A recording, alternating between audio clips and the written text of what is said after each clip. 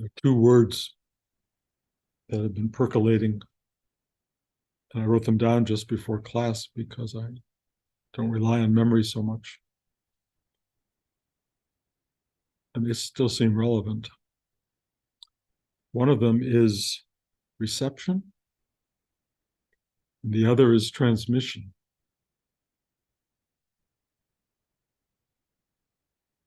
And in many ways, we are all receivers and transmitters, mostly unconsciously, mostly imperfectly. Uh,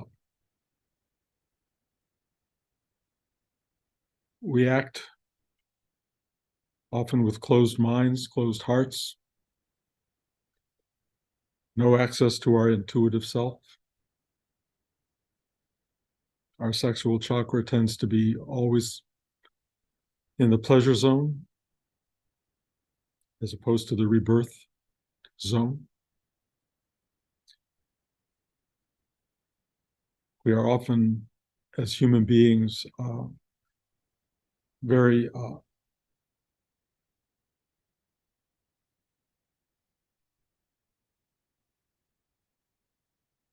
incomplete, misaligned, and live lives scattershot. Whatever happens, and you react to all of that according to whatever you learned in your early years, reinforced by what you learned in your later years. And so people are somewhat like pinballs going through the game. Very little awareness, very little control, a lot of hope and a lot of annoyance, all filtering through the system. And it's a hard ride for many people.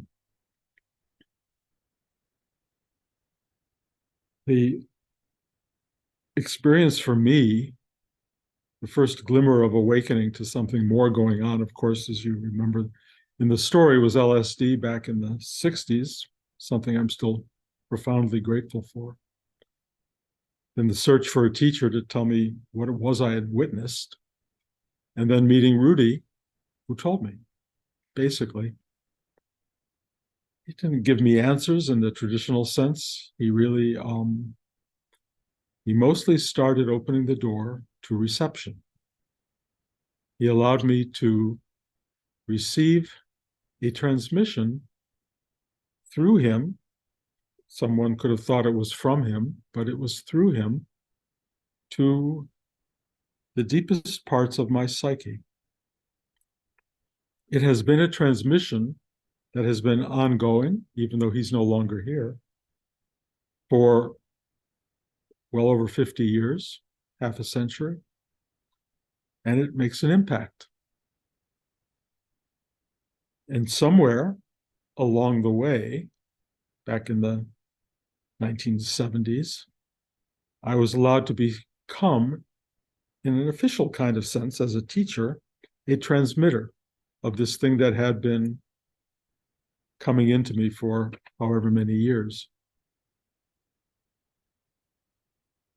Of course, there's been a huge journey over the last half century, and so much to say and so little to say. But the experience of being a receiver starts in the womb in a way, perhaps before, certainly gets communicated the moment you're born. And I've talked about this, but the moment someone hugs you,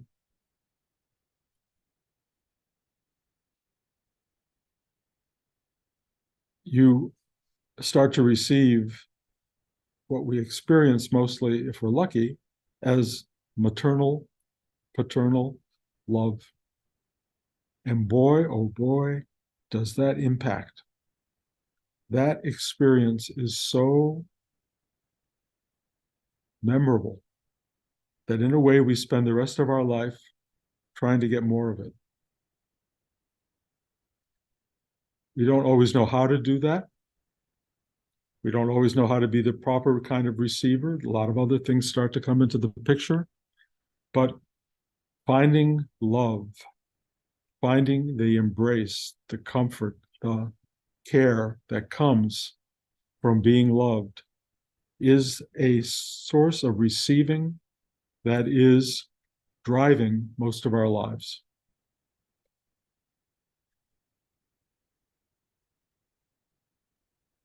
In truth,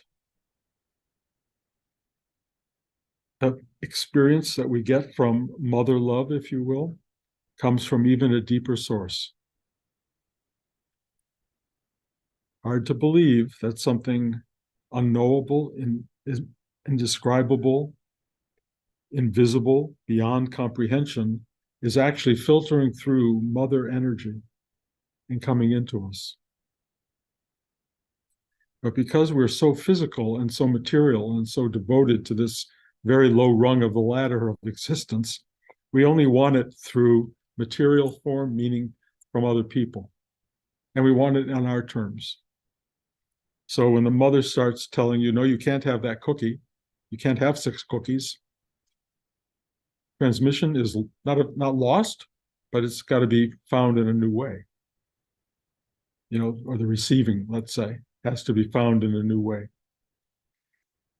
When life starts coming at you differently and you start to have, desires in the world for love and pleasure get a little bit confused. So in a way, the 6th cookie is your version of being loved, and it isn't really a healthy one, but it comes. When you start to see human beings that you want to possess on some level, the pleasure of that and the idea of love get intertwined in a way, and they start to mingle and come into you. And for a while, you can have that, and you are a receiver of love, and you're a receiver of care. And once you have that kind of experience of other loving you, no longer your mother, but someone out in the world or others, there's a feeling of, Now, there's a problem with that, and that the person who loves you or the people who love you would like to have love come back.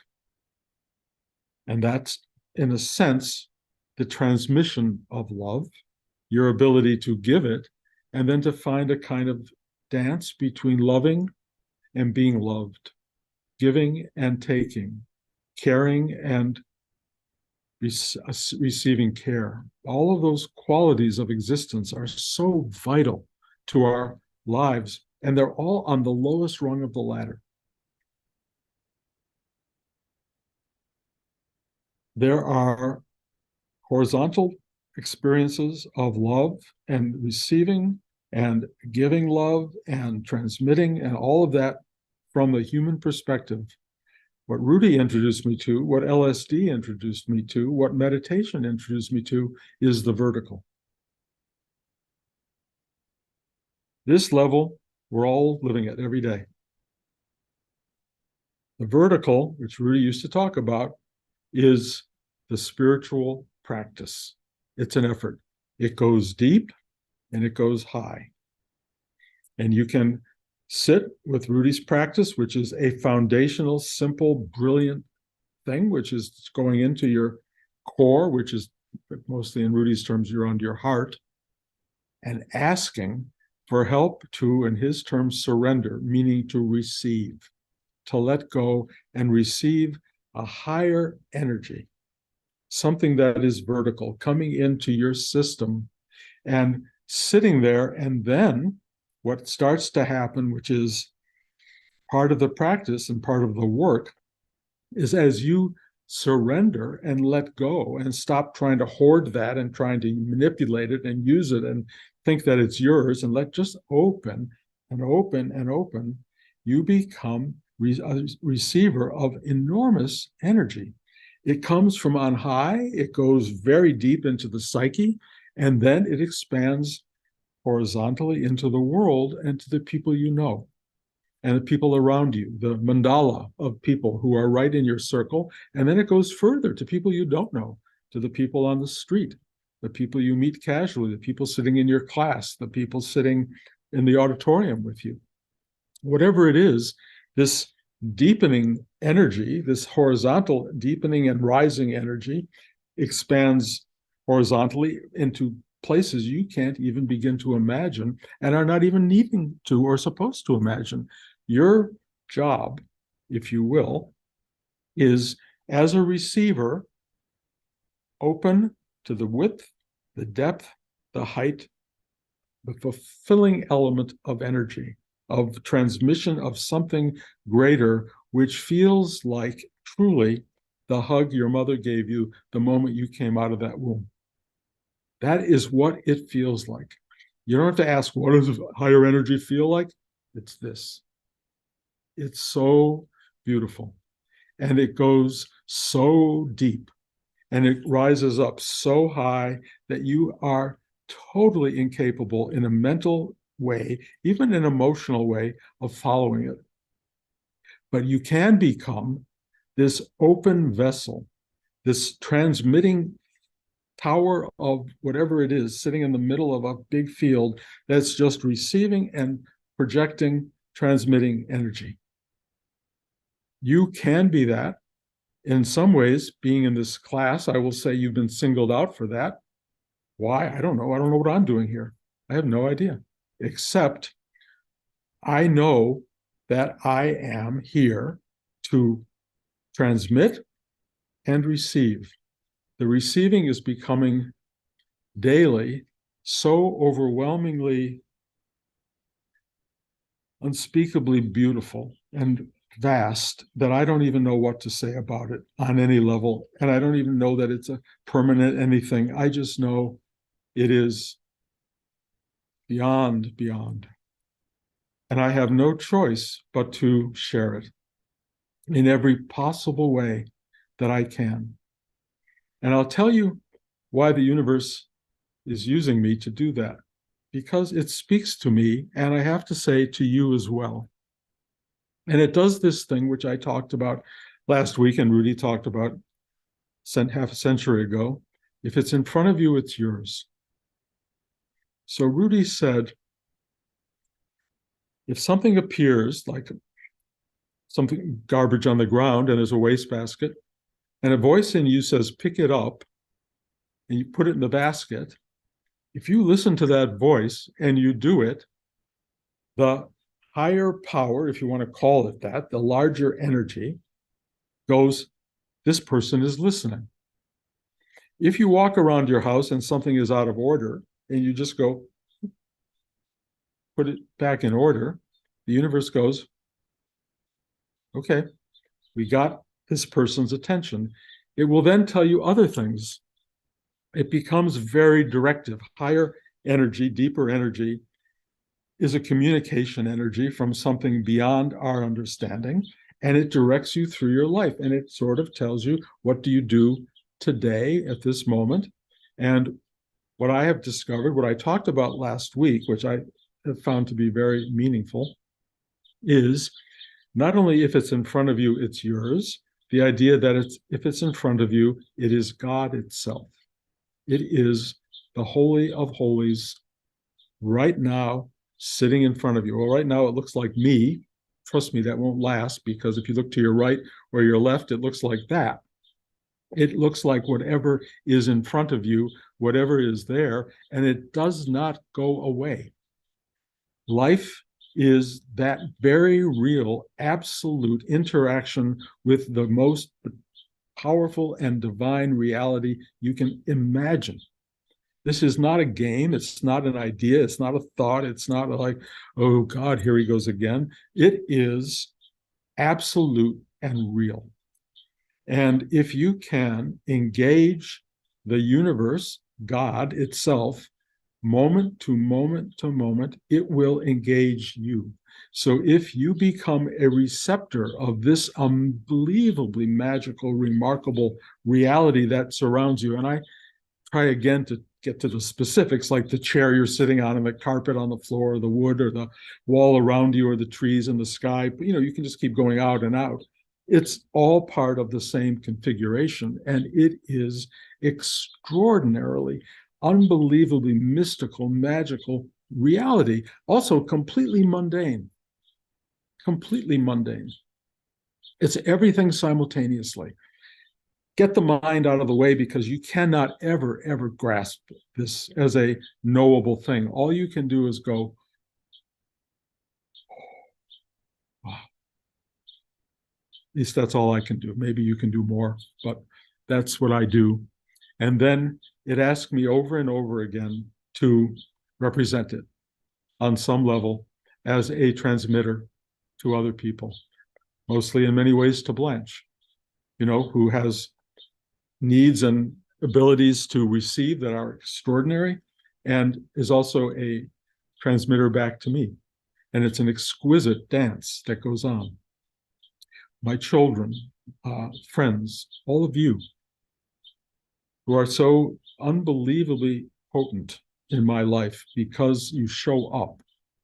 You show up, not everybody shows up in life. Showing up to the idea of you are in the face of, I can go further saying you are one with the divine that is established and is manifesting moment to moment around you. Not a lot of people want to hear that or know what to do with that.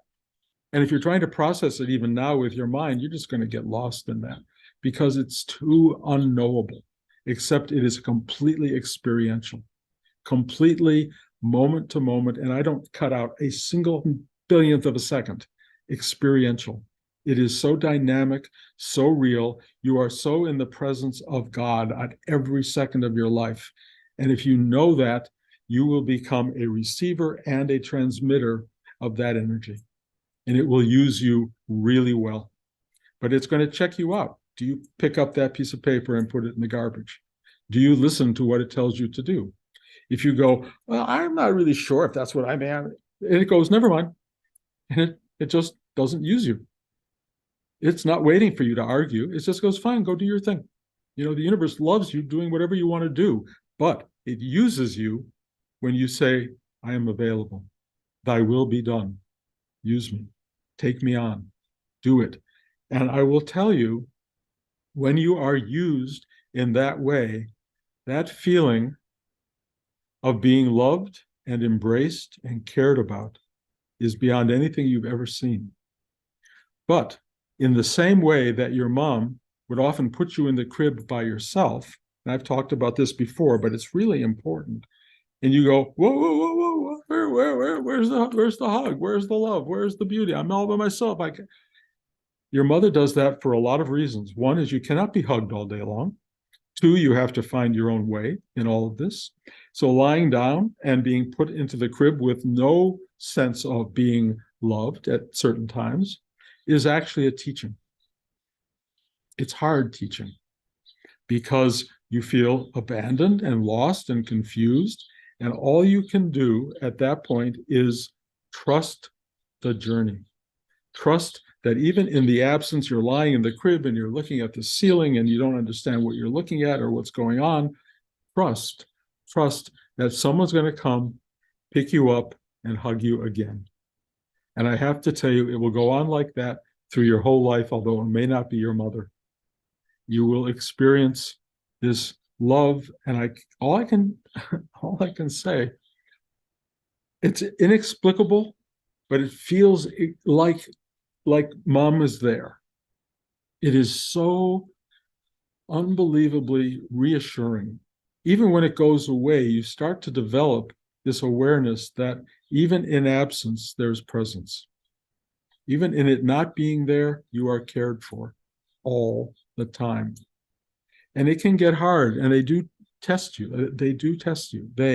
Rudy, used to always pluralize this universe, God form. And I often feel that as well. But it's singular and it's plural and it is multidimensional. And, I cannot tell you what a low rung of the ladder we tend to live on in the Jacob's ladder sense. There are thousands of rungs and most of us live on rung 1 or 2. But this thing just goes up and up. And as you start to go up, you just have to bow down more and more because there's no brain connection to it. It's like just wide-eyed awareness. And that is who we are. And each one of us right now has the opportunity to become a vessel, vehicle, hose, if you will, for spreading this simple awareness, this generosity of spirit with everything and everyone around us. And if we show up to do that, and the universe goes, okay, they're there, more and more will come. Not for you, it has nothing to do with you. And if you think this is about you and your comfort and your specialness and all that, no, they go, nope, nope. It's about just everything and everyone, if you will, as a kind of equality, a kind of singularity. It wants to hug itself on every possible level. And if you become the vessel of that love for everything and everyone around you, you will not believe the fulfillment, the sense of completion that it brings you, moment to moment, day by day. Which brings me into the personal. It's another weird week. I know I always do this. I kind of go back to the personal. Stuff happens. Stuff happens.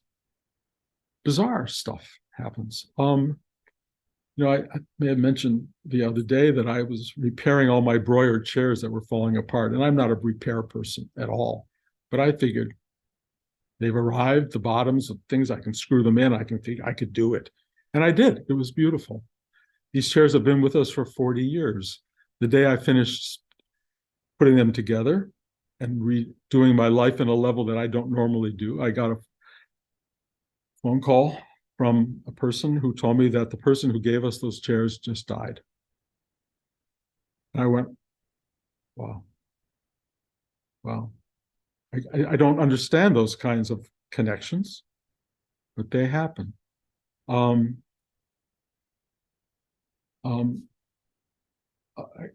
list goes on and on. I mean, these things are going on in my life that are so probably part of being 80 years old, people having strokes who I care about dramatically, people having all these issues. But also what happened this week is I found out that no publisher wants to publish my book, which was really interesting to me, at least none of the major publishers. And I have to tell you, the discomfort of that lasted maybe 1/1000th of a second, like gone. I mean, I felt in a way, I mean, they said, oh, they all think your life is really interesting and you have a wonderful journey, but they don't know who the book is for. They don't know who the audience is. I don't know who it is either, and I don't even care because I can just put the book on the shelf and my grandchildren can read it when they're grown up. And the editor of the book has actually offered to publish it and help me self-publish it. And I may in the end do that. But what was so incredible to me was the non-reaction, the non-sense of what's wrong with me and why aren't I, whatever it is that one goes through, just wasn't there. What was there was the universe. And it went, who cares? It's all so big and it's also fleeting. And trust me, we are not the center of existence.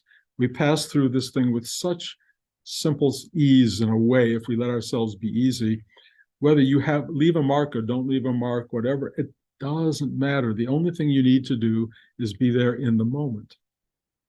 Right after all that happened, I got a call or email from my son, Ari, who got married. He married his girlfriend. And they did it in a civil ceremony very quickly because of passport and issues of that nature. And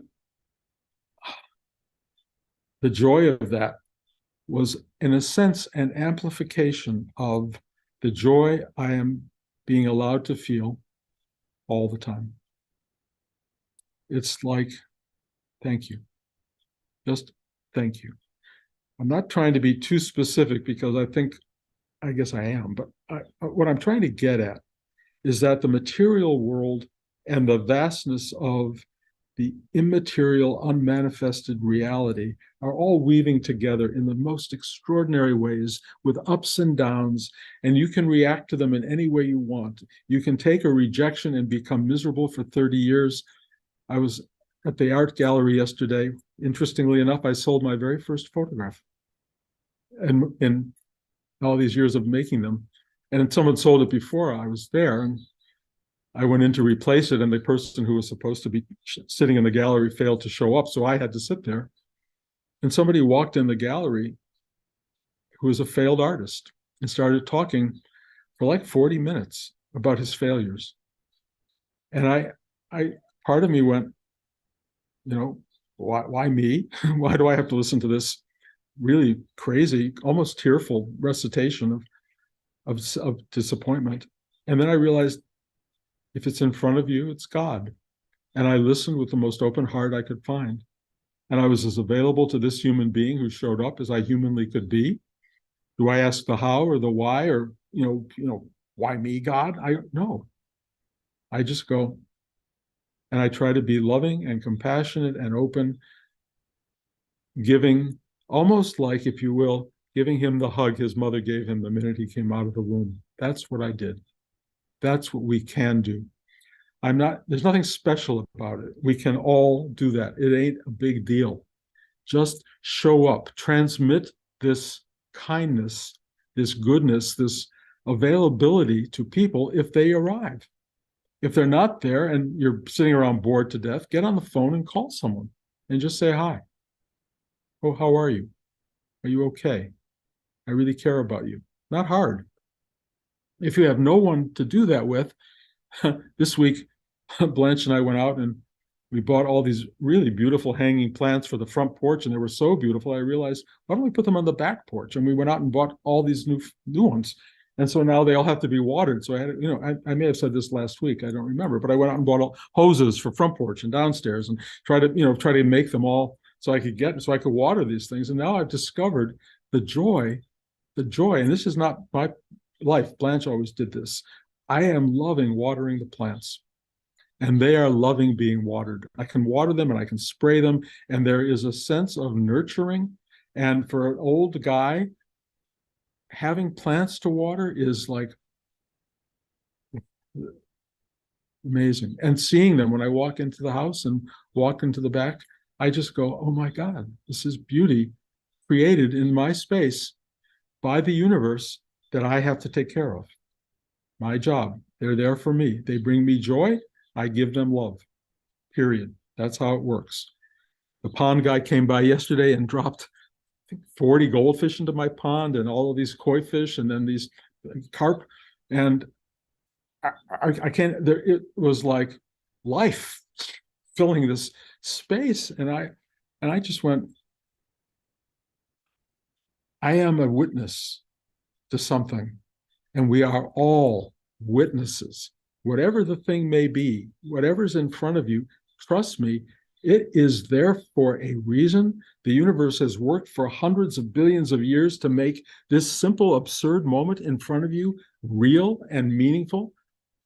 Receive it, open to it, do the work, open your heart, open your gut, open your mind, open your belly. Let this thing come into you and realize it's not by chance. It's infinite time and space working for itself to service it through you. Give it back whatever love, embrace, hug, or whatever it is you're capable of doing. And if you're not capable, ask for help. Ask for help. And I can only tell you, because that's what I've been doing for a long time, it arrives. It absolutely arrives. You will be the beneficiary of the experience of loving others. It is exquisite. It is beautiful. It is joyous. And it has its downsides. Again, I don't know if I should give a talk on this, and I'll just say it quickly. Yes, there's shit out there. There's stuff we don't like. The world can be really difficult and problematic and may become more and more. Who knows what it will become? But I will tell you, it will never be other than this exquisite manifestation. And when you don't like it, when you don't know how to deal with it, when it's painful and unpleasant and problematic, ask for help. Ask for help. That's all I can tell you. I'm getting to this point of, we're daily different pains every day are coming on the horizon. And, it's not like I can go, why me, God? I'm getting old. But I have to say, I am learning to see Rudy's statement, pain is God's love. I don't want to present that too big a way because it's too debatable in terms of mind and thought. But I will tell you experientially, if you can go into some of that stuff and just sit with it, open to it, embrace it, relax, expand, for that moment, I'm not saying it's going to last forever. That moment, you can turn it around sometimes. And when you do, wow, wow. Sometimes you can't. Don't try to judge yourself how good it is, how good you are, how special you are. It's not about that. It's just you have a capacity inside to open to what is, period. And if you do the work, that's what it is, opening to what is in front of you or inside you or rising in your mind or knocking on your door. Whatever it is, you can go, thy will be done, ask for help to surrender, open, receive, and then transmit this love, this comforting, this caring, this ability to hear, to respond with compassion and kindness to another being, and fill the world with that. Whether or not you touch everybody in the world, good luck. If you touch another person, amazing, amazing. And I also feel, there's this thing that's happening for me of being asked to love the world. It's really interesting because it's not about anybody. It's just, I'm being told, put it out there. And it's the ocean. It's the ocean feeling waves of warmth coming from somewhere. It's really beautiful. We can do that. So there's never a time not to work. There's never a time not to be grateful. There's never a time not to go, why me? There's only this. There's only this. If it's in front of you, you are in a holy space. I hope you can feel that. I will repeat this when and where I can. If if you start getting tired of hearing it from me, I totally understand. If you sign off, I'll still love you. If you decide to go your own way, God bless. There's no way but one way. and I know that there's a repetitive element to this, but trust me, the universe is highly repetitive. It's all about basically one thing.